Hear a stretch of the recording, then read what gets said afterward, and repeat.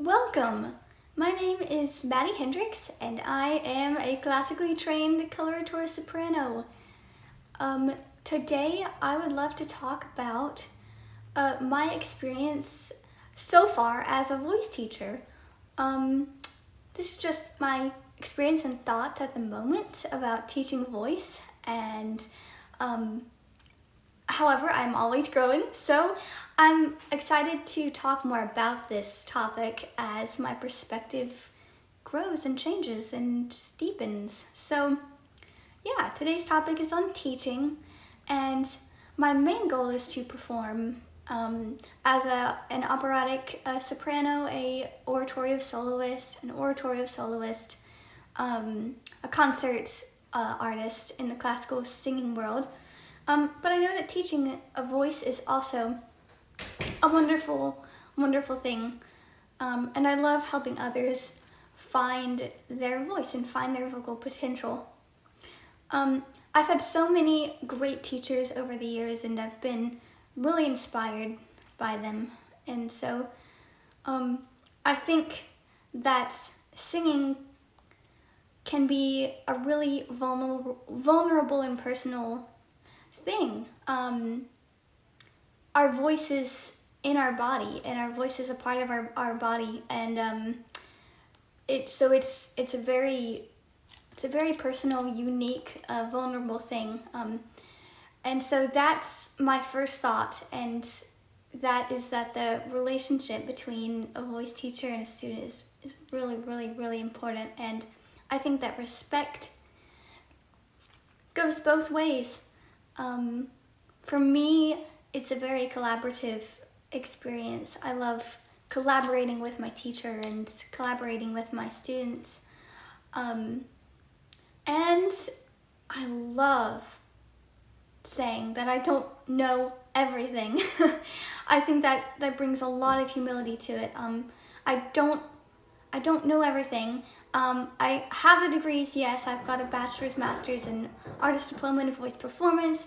I've had many years of vocal pedagogy, and I love researching on vocal pedagogy because knowing the anatomy and physiology of the voice and how to teach was super important to me before I myself started teaching. And I've also sung both classical and commercial music. But again, that doesn't mean that I know all the things, and yeah, that's really powerful for me. So when I don't know something, I love researching it and figuring it out for my students, and I'm okay with saying that in a lesson, like, I wonder why that sound is happening. Let me research on it, get back to you, and we'll figure it out next week. And I like doing that. It's really fun. So I've also been insecure about teaching in that vein because I'm so young and because I don't feel like I have all the experience. But one of my teachers in grad school said, you get better at teaching by teaching. So yeah, that was a good experience to know. You just kind of have to do it and get your feet wet, and then it gets easier. A couple of my favorite teaching mentors that I've loved to work with and get to know over the years. David Jones, love it, love him. He's amazing. Wonderful teacher of the classical world, and I really love his work and philosophy on technique, but also creating an emotionally safe and healthy environment in the voice studio. Again, singing is a vulnerable thing, so we want to make sure that we feel comfortable and safe when we sing, and that the people around us who are supporting us when we sing are not toxic, because words are really important. The language that we use to talk about singing in someone's voice is important, and to give them direct feedback is so important. And then also, I did want to say, I recently attended a very inspiring, insightful workshop with Jeannie Lavetry, who was and still has a wonderful method today of somatic voice work for contemporary commercial singers, non-classical singers. I love her. I think she's amazing, and her workshop was really inspiring and insightful. So those are a couple of mentors, and yeah. Okay, the next thought is that I love classical voice. I love teaching classical voice. I love singing classical repertoire. I would say it's my specialty, both as a singer and teacher. But I also don't think it's the end-all be-all for everyone. We have so many options as singers, and I like to explore a lot of different things. So, and not everyone's voice is suited for the classical style, so you kind of have to find what works best in your voice. So I personally practice this idea of what I call cross-training, which has come up in the 21st century. And it's, to me, this idea of combining classical ideas from classical and commercial music techniques to create a well-balanced, healthy, well-rounded singer.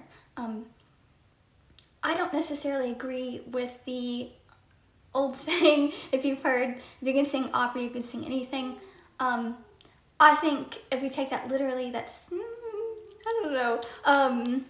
It's a very classical singing is a very specific style. And opera and CCM, contemporary commercial music, are very different styles, and so you have different approaches sometimes when you go to sing them. So I don't think that automatically singing Mi piace bello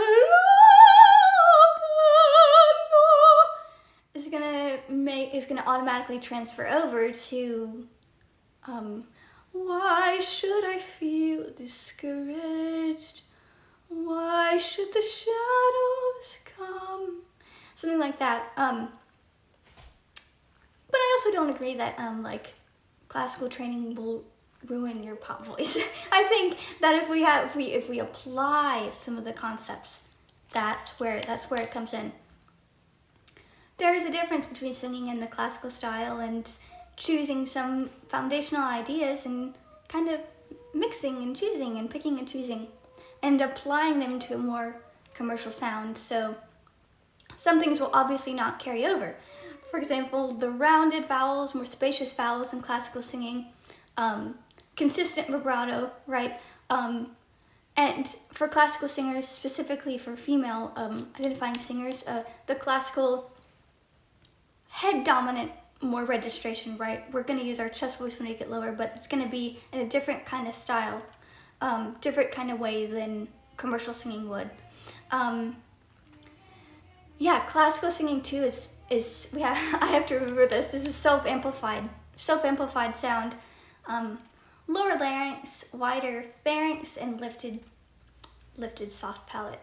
And CCM is a less formal kind of sound, if you will.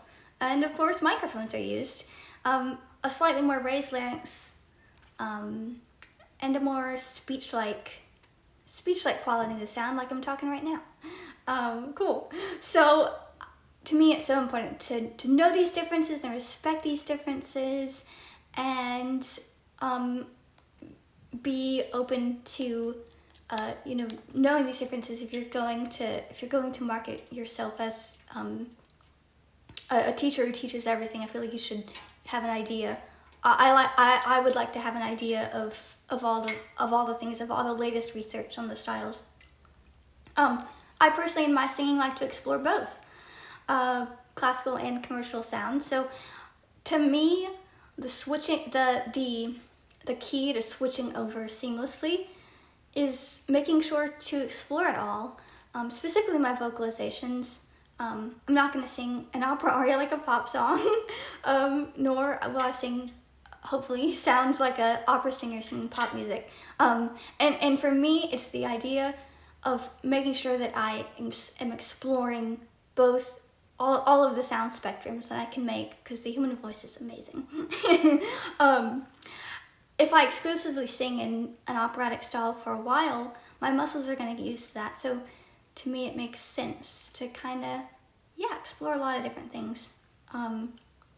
Incorporating this like multi-genre technique is kind of a modern way of thinking, and I like it. It makes sense to me.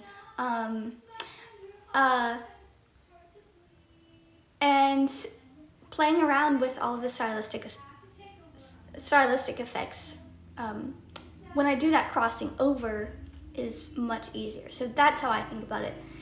Again, I like to try to strive to research on everything so I can know how to do all the things safely. I get this may not be for everyone's approach, but that's my personal thing, how I like to work. We have options as singers, so it's awesome. So, okay, my next thought is that I'm a voice teacher. I went to a program in Italy called Bel Canto in Tuscany, where the voice teachers were called vocal technicians, and I really loved that way of describing it. I thought it was a neat, different way of describing it. I love specializing in technique. I love talking about breathing, body alignment, registration, vowel alignment, how to extend your range, how to keep your voice healthy. I think there are also repertoire and stylistic coaches out there, but I personally love to focus on the technique side of it. And of course also, rep and stylistic things too. I'm familiar with that as well, but yeah, I love technique. So I just love the how to sing side of it is what I call it. So I just love exploring the voice in all of the solo and group choral settings as well. Specifically, I'm very interested in talking about on this channel more so soloistic classical singing, but also maybe I'll do a video on how the private voice teacher can fit into the choral setting. My start was in choral singing, and I wanted to know more about my voice and how my voice worked. So I'm very curious about giving back to young high school singers and talking about it in that vein. I really like exploring how the private voice teacher could be beneficial to young choral singers and those who are just getting ready and learning about their voice in a classical sense, and maybe you might want to go off to college and study classical voice. That's just me. Okay, finally, I think that learning to sing is a journey. While there are some neat hacks out there to get a good onset and to get a good, maybe you can get and find vibrato, and maybe you can extend your range, but you've got to practice it. There's work that's got to be put into it, and I don't think there are any quick fixes. And I feel like, again, committing to the work and not being afraid to explore is key. Not being afraid of the cracks, for example, like not being afraid to sing something that sounds bad, because that's what lessons are for. Working out all of the things, working out all of the questions in your voice. And as always, I can never forget this and never say this enough. Singing should be fun. Singing brings me so much joy, and I feel like we can't lose that joy. It's really important. Okay, the last bonus thing that I wanted to mention was, how do I teach my student when I can't see them? Yes, I'm a blind teacher and blind opera singer, so I wanted to speak just a little bit on that. Vocal pedagogy was really important to me. I learned what vocal issues sounded like, which was really interesting to me. I was like, oh my gosh, I can hear when the tongue pulls back. I can hear when the jaw maybe comes forward, or when the mouth's a little too open. when someone's maybe not switching over to a different register, switching gears in their voice, maybe pushing up pushing up weight in their voice. You can hear that when that happens, and that's really neat. The other thing that I learned is about the larynx, the actual our vocal mechanism and how it works in the front of our neck. I had an amazing teacher in undergrad. We had a three-dimensional model of the larynx, and it was amazing. We called him Larry the larynx, and he was a big model of the larynx, and we got to feel it. I got to feel it, and the other students got to see it and feel it if they wanted to. And so I got to feel how the thyrorytenoid and the cricothyroid muscles work, and how the vocal folds open and close, and I was like, oh my gosh, this is so cool. So I'm a nerd about that, and I really enjoy that because, yeah, it is true. Unlike a piano, we can't see our instrument. I guess we can with technology and such. But again, as a blind singer, it's very interesting to me literally not being able to see my instrument and having to actually feel this model of the larynx. And people would be watching videos of scopes, and they would have, I had a sighted friend who would sit next to me and describe to me what was going on. But when I got to feel Larry, our model larynx, I was like, oh wow, that is so cool. The other thing that I do as a blind teacher, I do use my ears. Yes, I listen very carefully. And as I said, I know the anatomy, I know how it works. I'm very, also, when I have a blind student, I'm very verbally descriptive for them. So I might say, if I feel like they might be spreading their lips, can you put your hands on the corners of your mouth? And when you feel the corners of your mouth come away and start to spread to the sides, come back and start to spread away, that's what we might be doing. We might be spreading. You want to keep the corners on your fingers.